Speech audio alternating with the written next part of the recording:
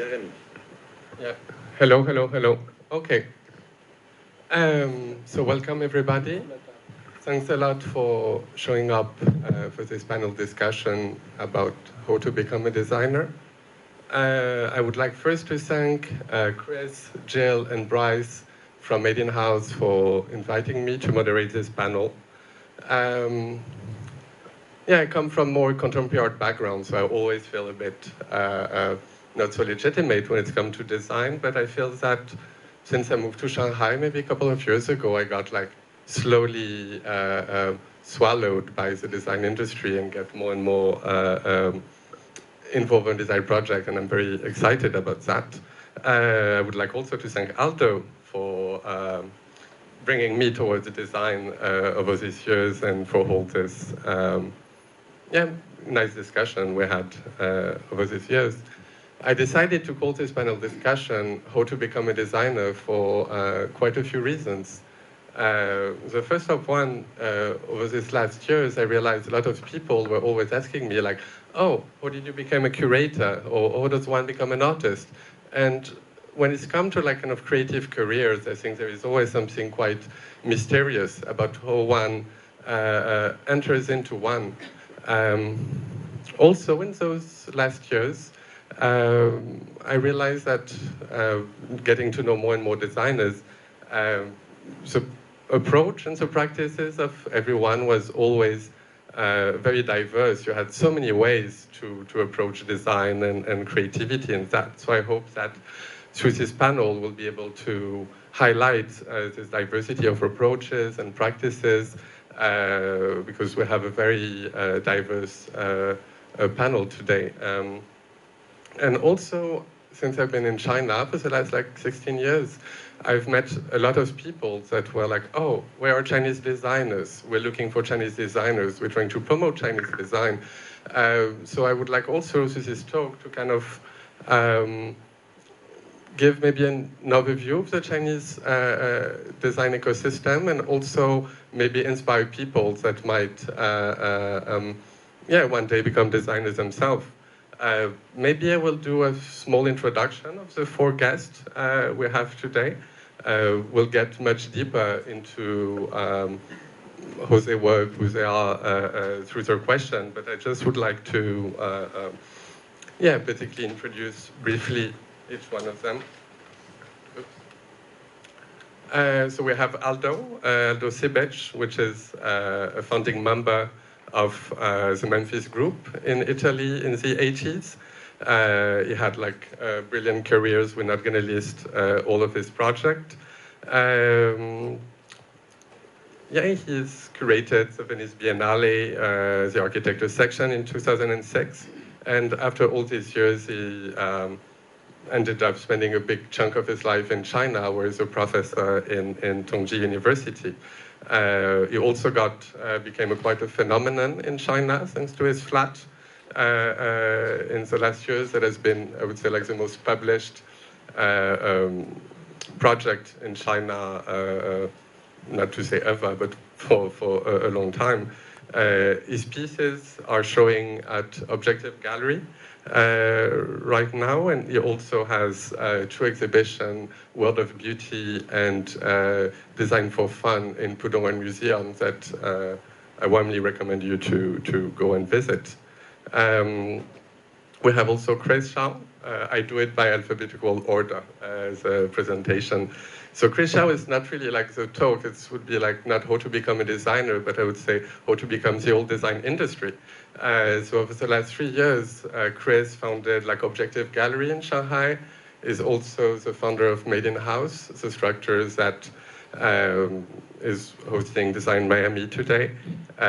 He also has Chris Shao Studio, his interior design practice, and open also Objective in New York. And I imagine you also do Lyra's List. Anyway, like it's being very, very active in the overall design ecosystem.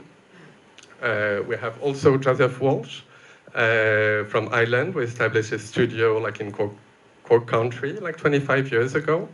And it's a fully integrated studio producing like collectible design edition that you can see at his booth at the back of the fair. monumental scale sculptures, and also site-specific installations.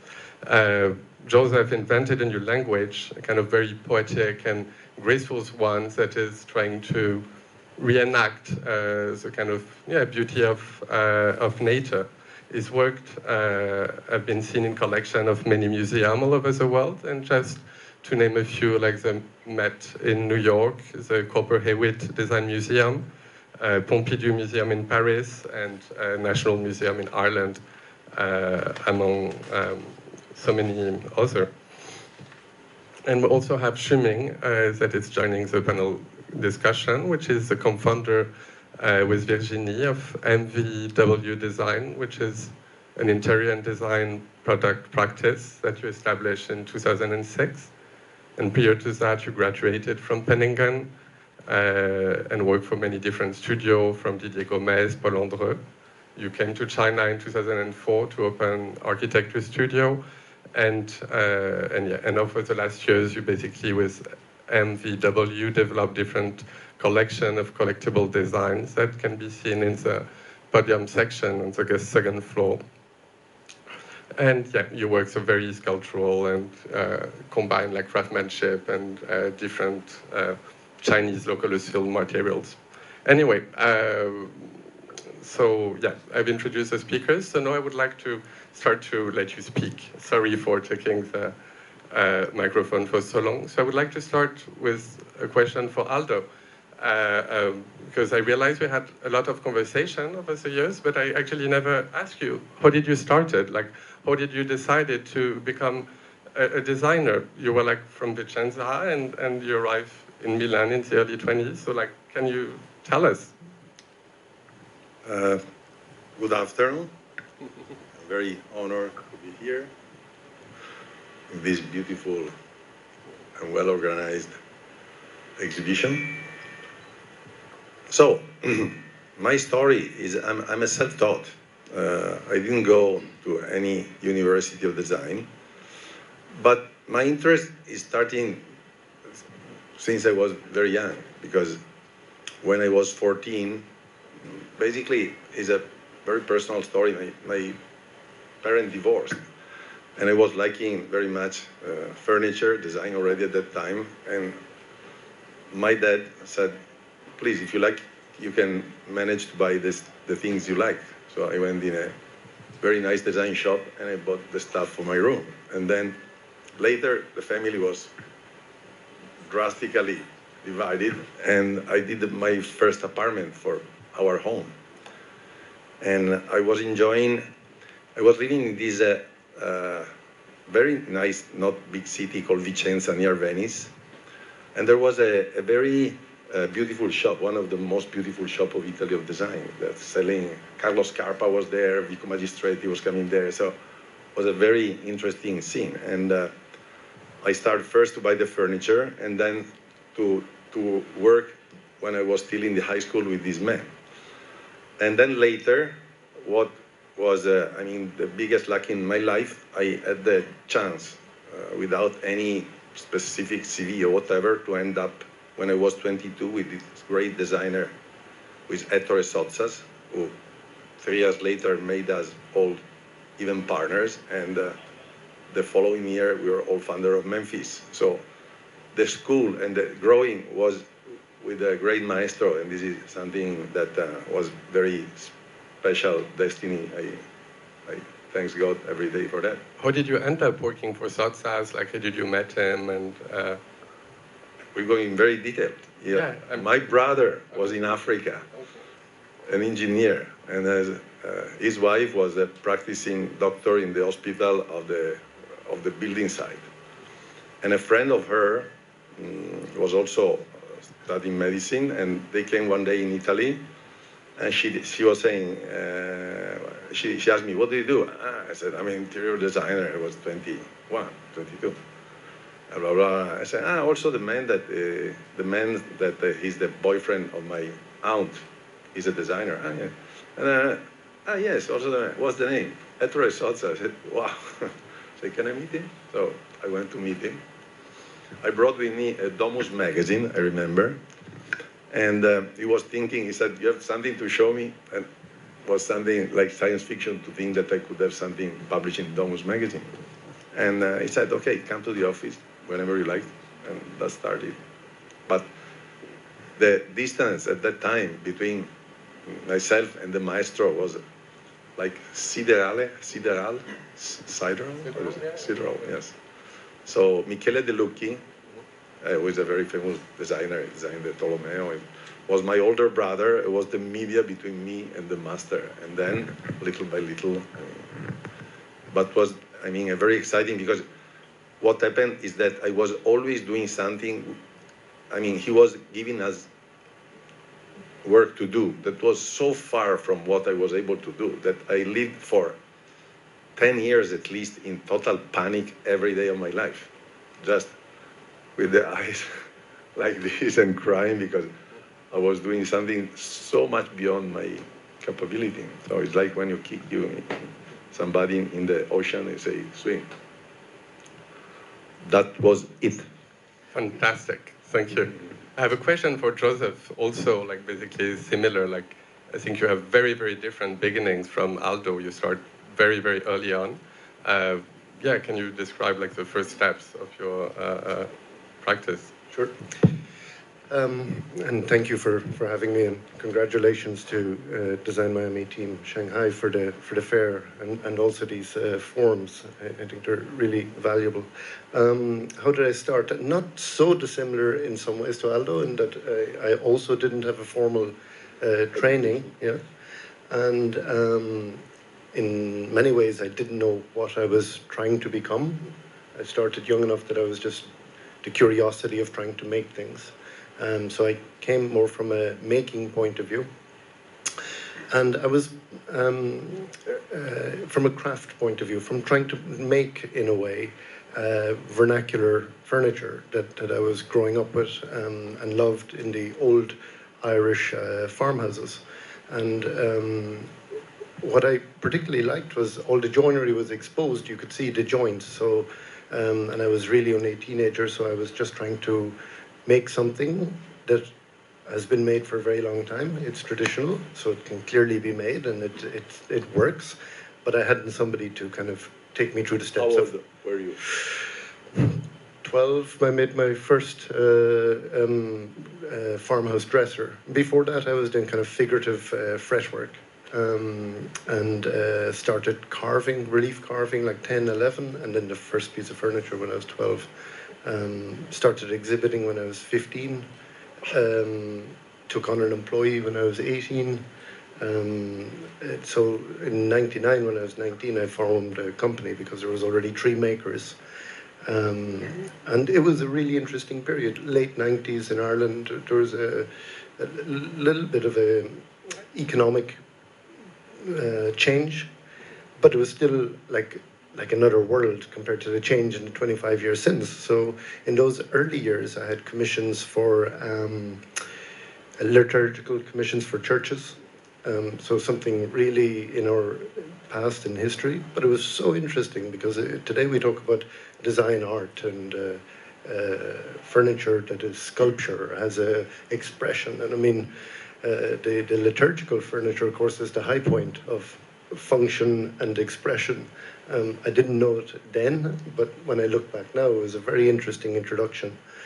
But I was basically trying to master a technique, and then from that technique, explore my own interpretation. So started design from a technique as a starting point.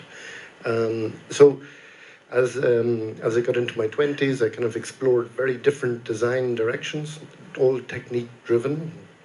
And then in my late 20s, I had a large solo exhibition in New York.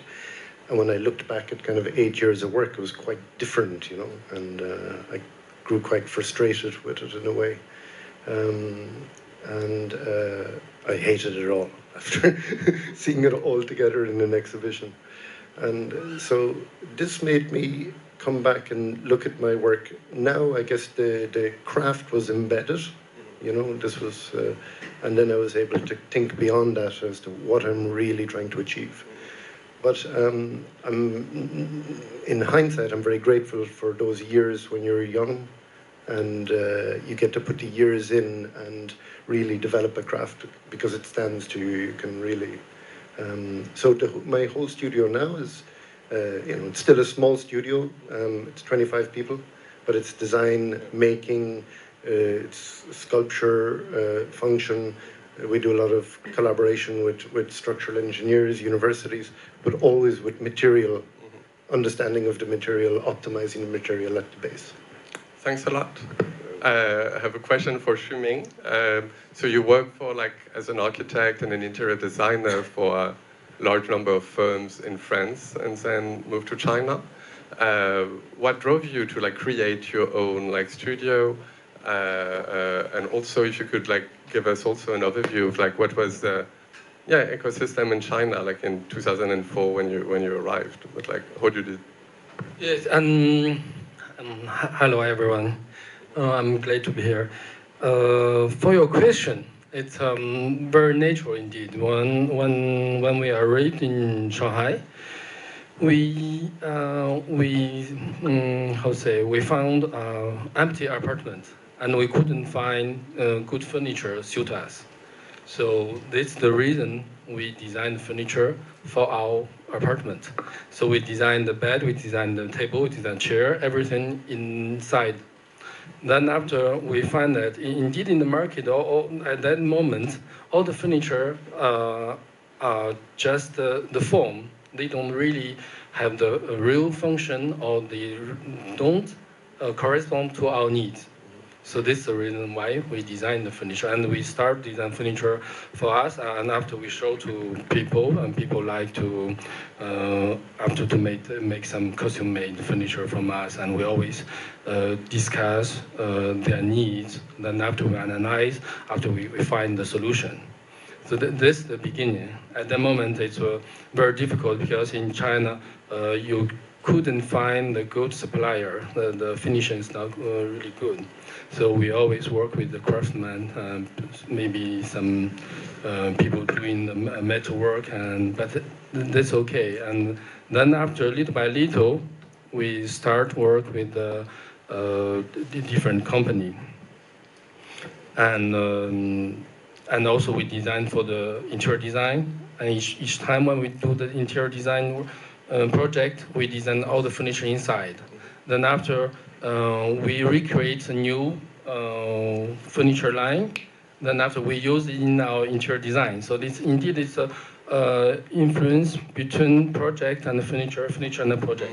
So we never, we never draw something from zero. We always create something from some needs for our project or for our living life.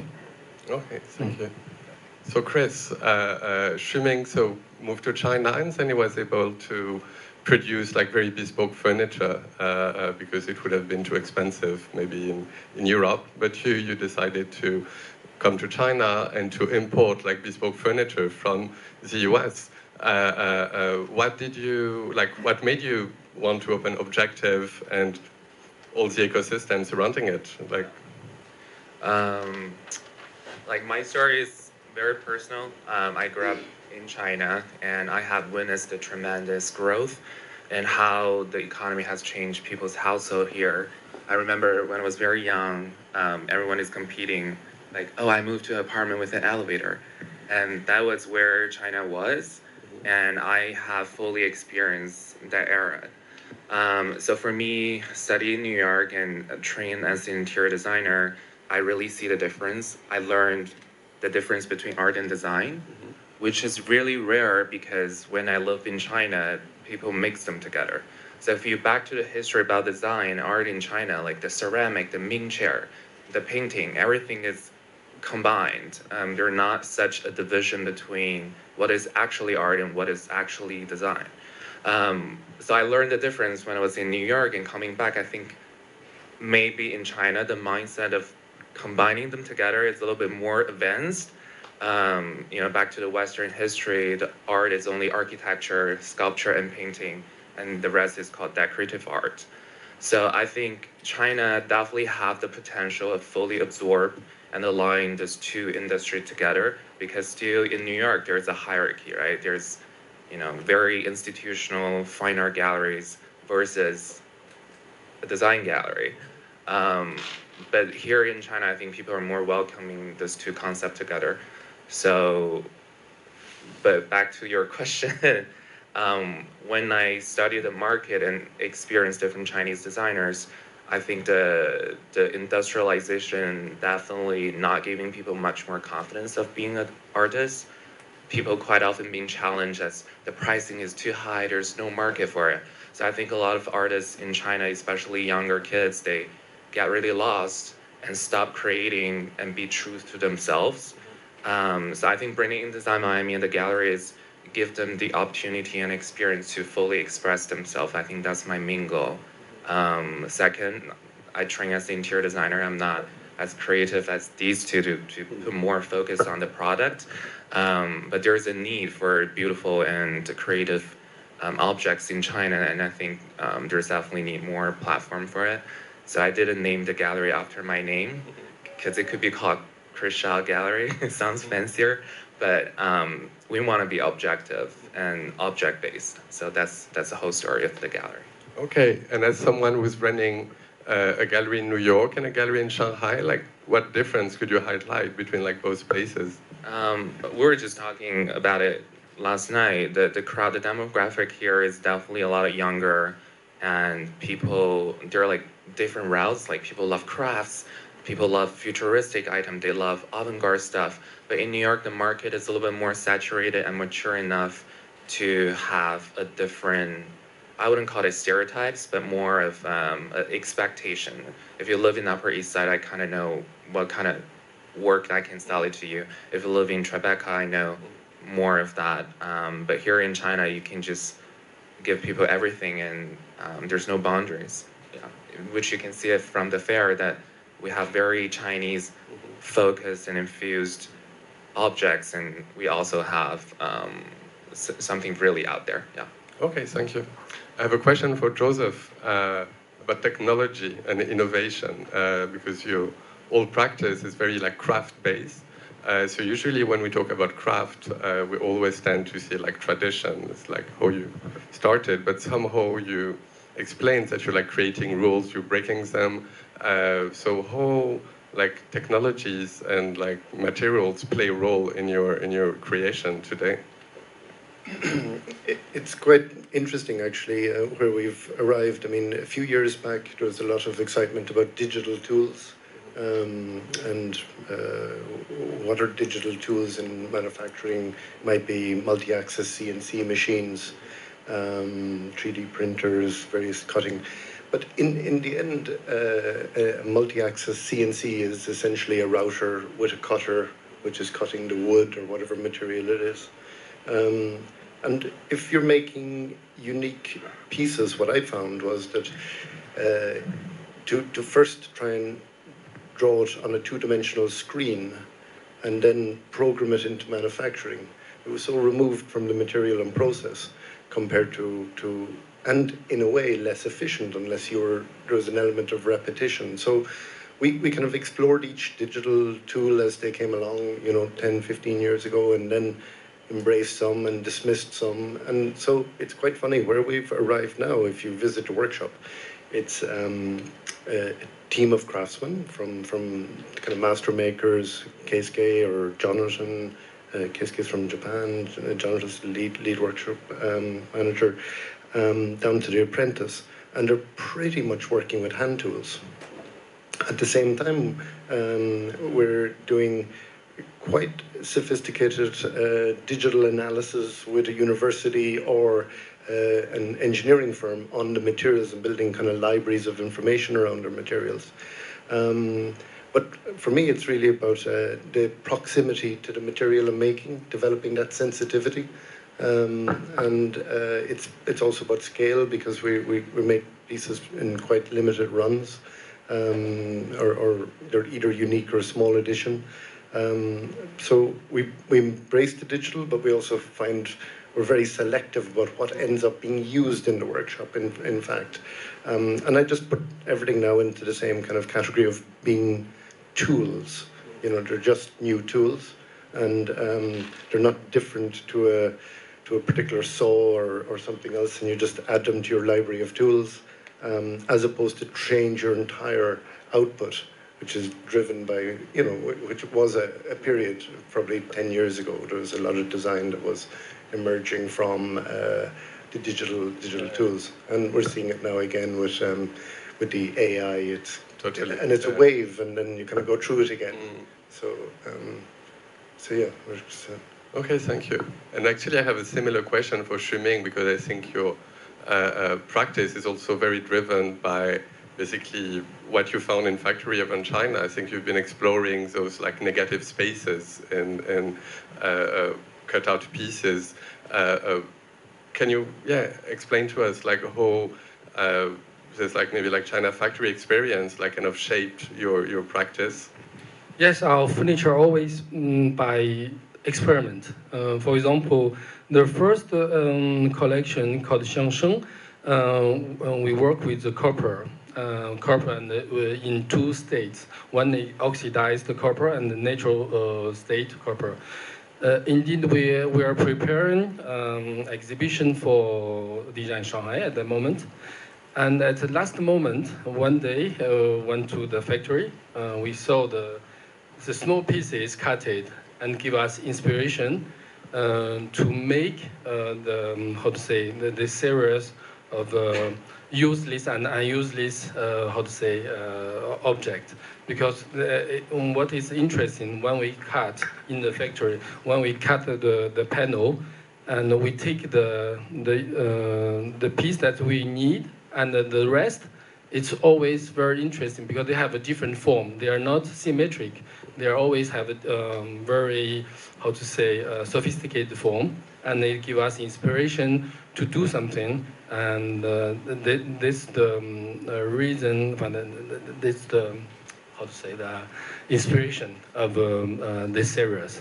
And after 1 year, for example, we go to the stone market. We found a very nice rose jade, and it's really beautiful rose jade, but we didn't know how to use it. So each time we find something, we discover something, and we design. We will think about it, and after we design for it. So it's never, I mean, like I said before, never from empty, never from something just like that. We always create a buzz on something. And with the factory, it's also interesting because in China we can do something fast. We can do something. When we create something, when we have an idea, they can immediately realize for us. So this makes things easier. And what's important also in China when we think about, I mean, I'm a little bit revolt. I'm not really. I hate people talk about the traditional Chinese style, and I mean I hate. I like Chinese style. I like the traditional style, but it belongs to history. And what we have to think about the materials, and we have to think about the Chinese market. Is we have to think about the technology is using in China. For example, the metal, the cutted metal, you can find everywhere. The stone you can find everywhere. But how can you transform this industrial things or industrial technique with the natural material become a kind of artwork, or how can we do something interesting? So this is why we always use industrial technique, but we make art, finishing. This that's the attitude. Attitude. Because we cannot forget the technology of today. We have to think about it. We cannot just still talk about the Ming chair, and we cannot still talking about the wooden, the sumo, this kind of things. If you don't create something new, it's waste your time and waste your energy. What about you, Aldo? Like, I know you've been working with a lot of recycled wood from Suzhou, and I know you have special, approach towards like renderings. Like, how much you play with technology in your practice, and how materials also like what you're looking for? It's actually two very separate questions, but I'm not so much technological. No, is one compared to what you say. I think very much. I'm very interested in the poetic of what you show. So, I mean, the technology, no technology, is not the issue. What is a research that I like to bring on also with the school, but also for my personal staff, is the idea of, I mean, every period, historical period, a certain characteristic, and I think that this moment is a moment in which, not because of speaking on an abused word, which is sustainability, but you have to think in a very polite way on the environment. So if it's an art piece, of course, you don't throw away, it doesn't become a waste. But if you do something that has a certain number, that can become waste. So you start to think more about how you can use materials that are not a problem for our future. And so one experience that I'm enjoying in this moment, that we discovered many of these places where there are these warehouses with all the old material coming from the village that they throw down. So you have all type of beams, of floors, of doors, of stone or whatever. So also, because it happens that when I'm in the school and I see that the student, there is an exhibition of hundreds of tools with no idea, no clue of what's the reason why to do them, what is the material. So to work on building a consciousness of the use of materials, but at the same time, knowing that is not that idea of sustainability that sustainability has to be super beautiful. So you use these to make something fantastic, not that because of the fact that you have to be sustainable, sustainability is enough. I mean, so that's a work that is open to not only that material, but I was here in China to see where they do the stone, that there is a lot of waste of stone, there is a lot of waste of ceramic. Our friend Caroline Jingajen, she's working on that. So I'm very fascinated by all this idea of how many things you can do fantastic with the leftovers. It's like to enjoy the dinner with the leftovers. So a leftover, that's today I discovered, is the leftover design. Amazing. I have also a question for Joseph, and then basically like for the two self-taught here. You both have, so Joseph, you have a system of apprenticeship in your studio. Aldo, you've been mentioning the school, you're teaching in Tongji, you're a professor in Tongji, but you also are getting involved with like the new school. And so how much this idea of transmission and the idea of pedagogy is important in your like daily lives, basically, or like in your design or your making? 3 years ago, or 3 years ago, 4 years ago, this year, we renovated a new workshop. And when we moved into that workshop, I guess the studio is about 20 years old, and we decided to write this kind of book about how I wanted the workshop organized, from maintenance to sharpening machines to working like as a team of craftspeople in a shared space. And of course, COVID was happening, so we were all stuck at home or desks for a period. So the timing was kind of good, early 2020, and so it turned into a 300-page book. And then there was another lockdown, turned into a 500-page book. And it was basically all the team, just sitting at home writing down the agreed best way to do something, then sharing it with one another, and then editing it. And so then out of that, we decided that rather than working in the way that we were of somebody young joining the team without clear parameters of how long they should stay or how to introduce them to the different techniques, that we would take that book and then out of it develop an apprenticeship, because we'd pretty much written it. So we created this apprenticeship called Dolte, which is a Gaelic word for pupil, and so we're now in the third intake. So we take 3 people each year, And so far it's been so successful and interesting. And what we're finding is when I started, what I was doing was considered a bit alternative in a way. It was, to make things slowly in a world that was trying to progress. And even the old furniture makers that I would talk to in that time were like, don't make chairs. You can buy great chairs in Italy. Make a table. Chairs are too slow to make and this kind of thing. It was really fading. So their children didn't take on the workshops, and so there's been a gap. There's been a real gap. But what's happened now is that there's a young generation, they're late teens, early 20s, that don't want to go and work for the multinational companies like their parents did. They want to belong to something with an identity, and so it's massively oversubscribed. We had 126 applications for 3 positions in Ireland, which is incredible, yeah. And it's also nice for us now, a little bit over 20 years old, the team. I was always inviting a few craftsmen from a school in Japan from the early days. And some really stayed and married and settled down and have kids locally. And we had a relationship with an apprenticeship in France, which rolled along for years. And some of those settled. And so we had this kind of team, which was quite a mix.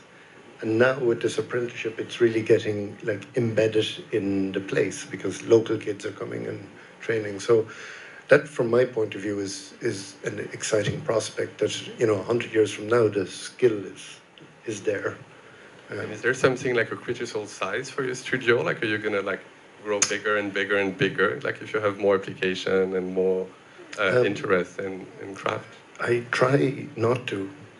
And I've been trying not to for quite some time. But when you make something bigger, suddenly you need another building, and then but I'm trying to stay around the scale we're at, and we reached this scale probably 8 or so years ago, and we've tried to maintain that. Very, very slowly. I mean, we can't, because it's so skills based, we can't change quickly. So it's more like being like really strong and stable. That's our kind of aspiration in a way. So no, we want to keep more or less this scale. Okay, great. Your turn, Aldo. Like, what's your role in Tongqi, and like how it's important in your daily practice? I love the relation. With the school, with the students, and in China, of course, it's quite a little different from, let's say, Italy, or I was in Milano or in other places. And the issue also about the production, and about what I was saying about the materials, is that a young designer, they're potential criminals because they can make disasters. So the issue for me is interesting, how to try to orient the education in a way it's really an education on being more careful on what you do, what you use, which material you use, especially if you go in bigger numbers, and that's why I was mentioning before the issue of materials. So the beginning now that I'm trying to is the fact of knowing more materials, so being more efficient in material library, having more research of the status of the art all around the world, and that China is a little late on this, because if you also speak with the students, they say, no, but nobody is speaking about it. And so there is a lot to do on 2 levels. One is this, and the other to have to help the student to have more self-confidence, in the sense that the previous education sometimes was very strict. So when sometimes I'm criticized because you explain something and then you say go, and you do, and so they go to the assistant, and the assistant, they come back to me and say that the student is scared or he doesn't. But at the end, they're very happy, because when they realize that they can do themselves without being babysitted too much, for them is a big jump ahead. So all the issues is on 2 levels. One, the one of being more conscious of what is the consequence of your action, and the second, how to see as a goal to be more self-confident. And when China will have more and more self-confident, will be a big step ahead. Okay, thank you. I have a question for basically like the four of you. It's as someone that is not from design industry, I realized that, so I was in Paris a couple of months ago meeting with some designers, and they were telling me, oh, we want to create like our brand. I was also with design distributors that wanted to also create their brand. Was talking with Chris that is having a gallery that has this interior design, but also is telling me he's gonna start to launch like Objective Plus, his own brand. And what I feel is like, oh wow, everything is getting like more and more concentrated, more and more integrated with this industry. So and Joseph, also you have like fully integrated, like from production to distribution and sales. Like I think everything is in-house. So I would like to have your takes basically in all of you about like, is this a movement of like the old design getting more and more integrated and like boundaries being blurred, or is it like just me having a wrong perception? Sure. Yeah, I think.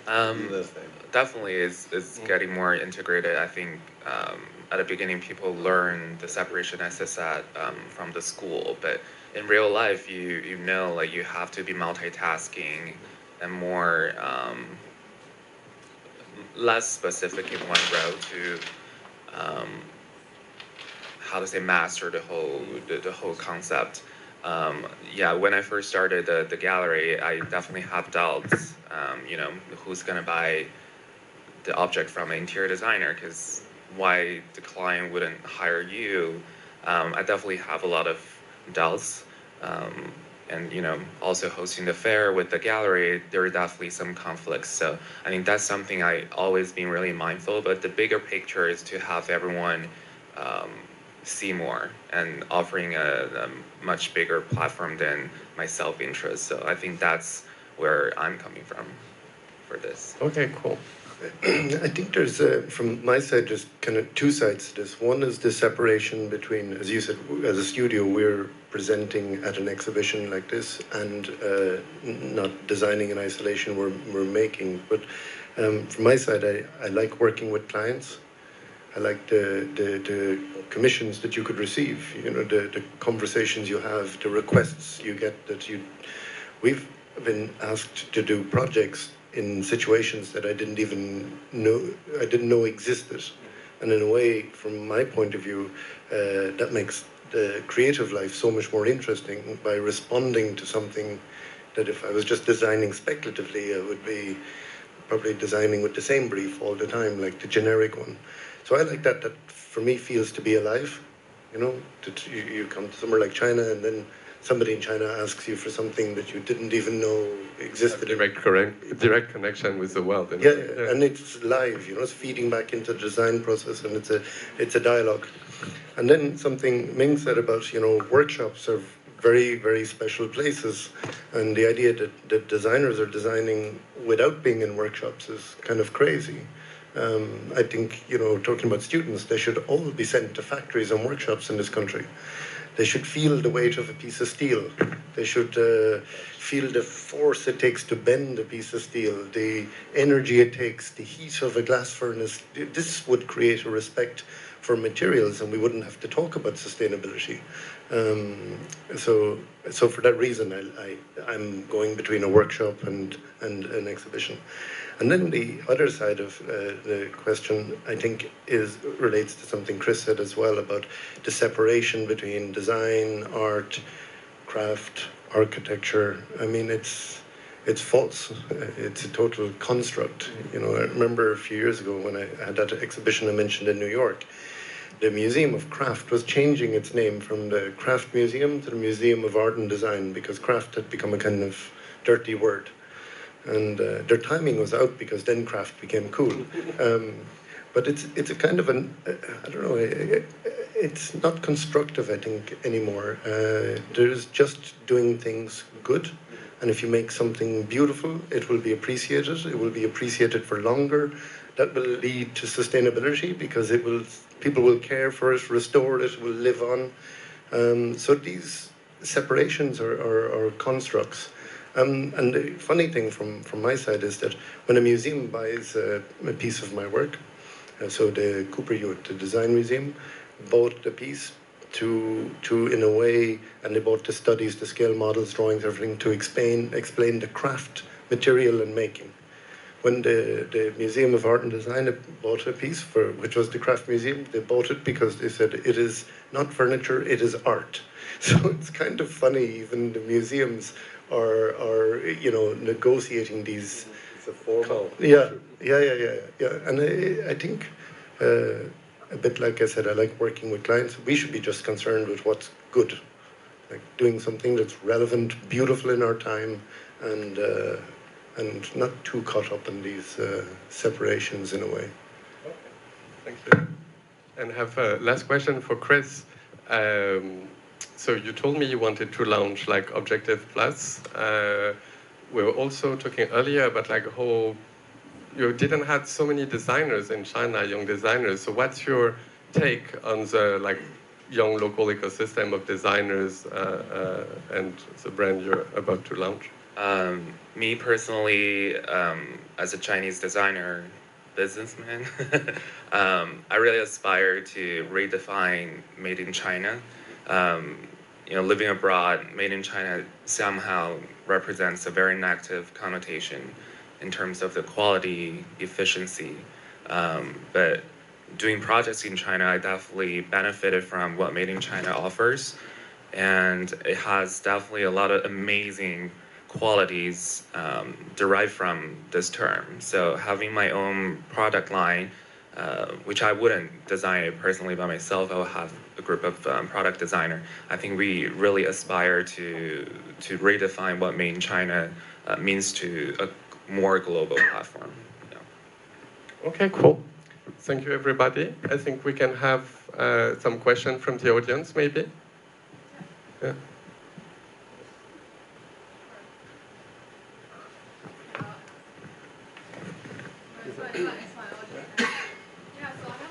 Thank you. Okay. Hi, everyone. So I have a question for Joseph and also Aldo. So we were just talking about the categorization of art and design, right? So from your point of view, what is the difference between art and design, and do you see the boundary between these two are slowly, emerging together? I think Chris touched on it earlier quite well. I mean, it's not universal in different cultures. It's the separation is less or more defined. Personally, I work between sculpture and furniture, and so I don't see a separation. I don't believe that the pieces I make that are sculpture are superior to the pieces of furniture that we make. We don't make less effort when we're making a chair. It's a sculpture that you can sit on. And I kind of love the idea that sculpture could be functional, that you could actually sit in it, touch it, you could have this intimate relationship with it. And I don't know, I think it's probably a product of consequence of art galleries, institutions, this separation for the most part. If you're a creative person, you are seeing solutions to so many things. You can apply it to a clothes peg, architecture, a sculpture. Your mind moves between so many things. So that's my perspective. For me, actually, it's the first time that I show in a gallery officially. Because for me, it's just experimentation. So if you do a design product and it needs to have certain performance to be reproduced, the cost has to be, because there is a markup, how much is. So to me, like this area, I don't give a name, but there is an area of experimentation in which I do what I feel, what I like, what is poetic for me, what is relevant for my iconographic or ideal research on shapes, with a focus, for example, on having always something that is vital, that is lively. lively, that is something special. So to me, then where you put, of course, you cannot put in a mass product shop.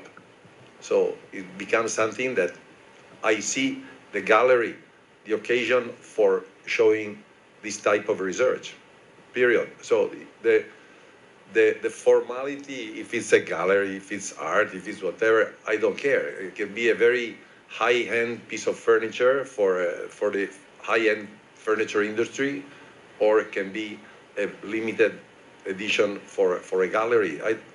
I don't care at all. In the sense that, of course, something is just for small numbers, and for an artist, artist, designer, whatever you want to call me, is an occasion to do something special. Okay, thank you. I have a second question.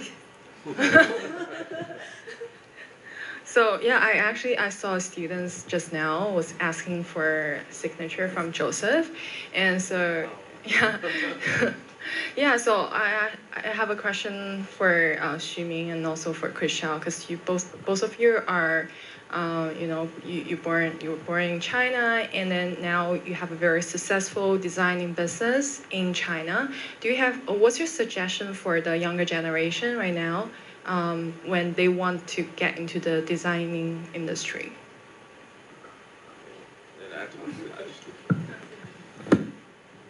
I have no advice indeed, because I guess no, I have one advice: to be yourself, to be natural, and because now we indeed for example for me, when I started design, I have a very heavy task. I don't have to say task. It's a responsibility I feel myself, because as you say, I was born in China, and I grew up with very strong revolution ideas. Have to think about the country.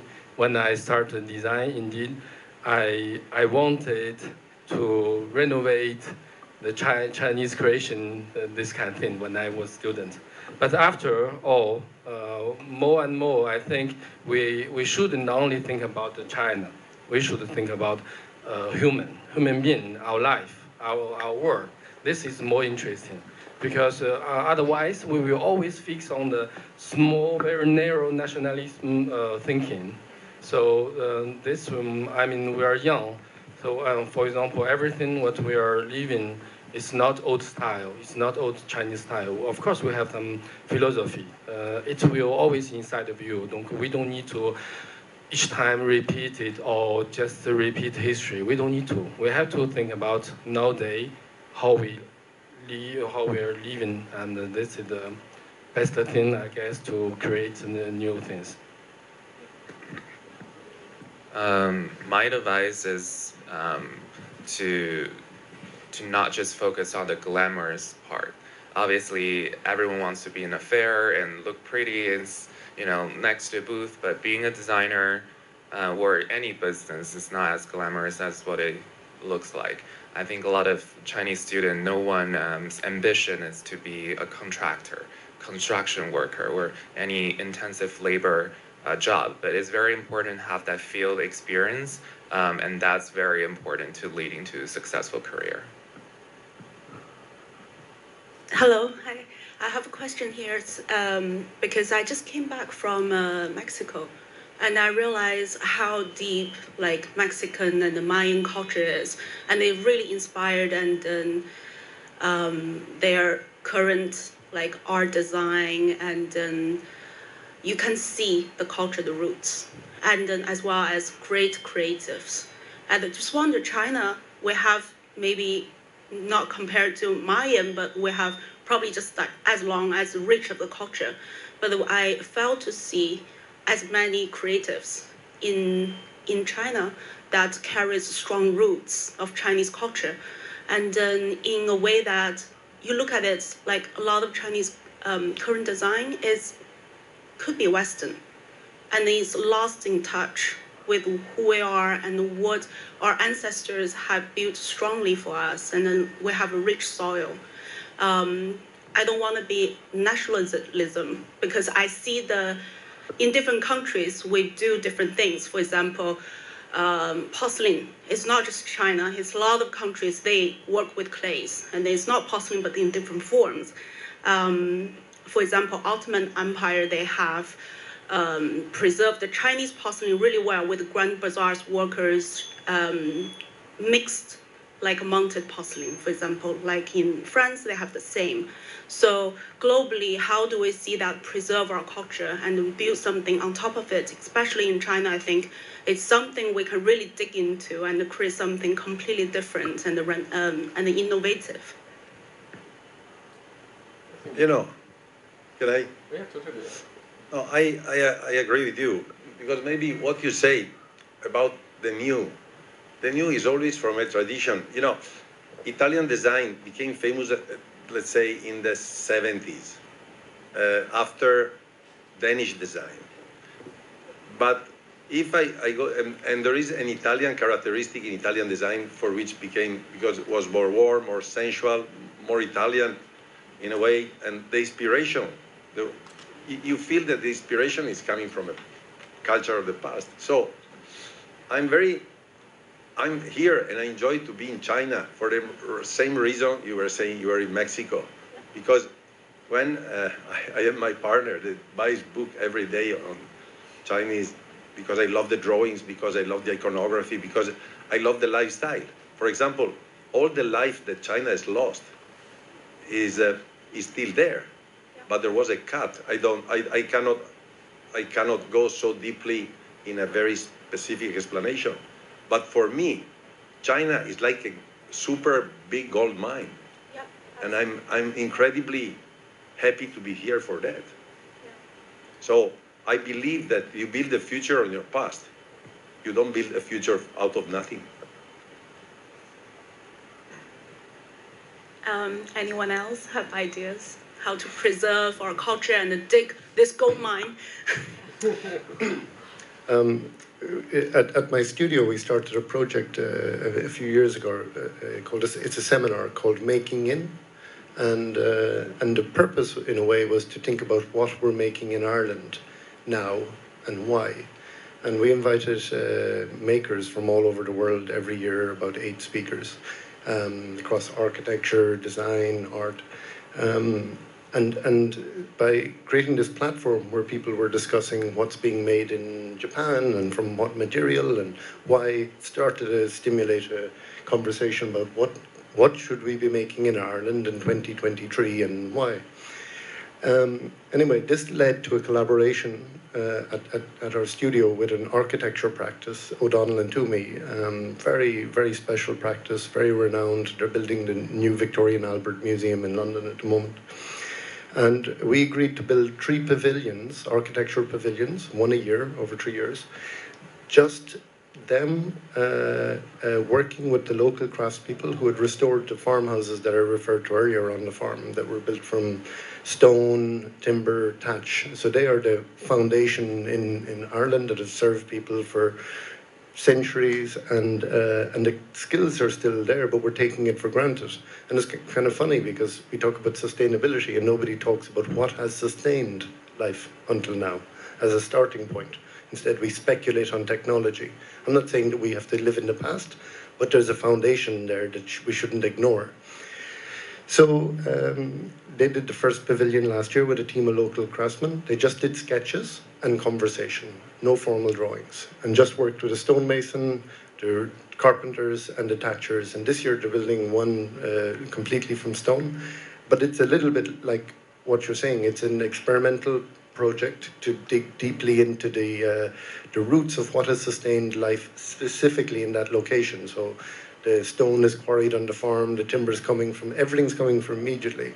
And it creates a kind of foundation on which you can understand how we lived and where we could go. But it's quite related to your point. Thank you. Yeah, I think we're good. But also to add on that, I feel like in China right now, more and more people are trying to kind of play with like traditional craft and bring them towards like a new direction. You have quite a lot of new like architectural projects that are like, we spend a lot of time in Jingdezhen. You have this new like imperial kilns that is totally built according to like how things were, and people go and are like, oh wow, it's been so well preserved, and it's like 2 years old. So it's I think China is going towards quite a right direction on that at the moment.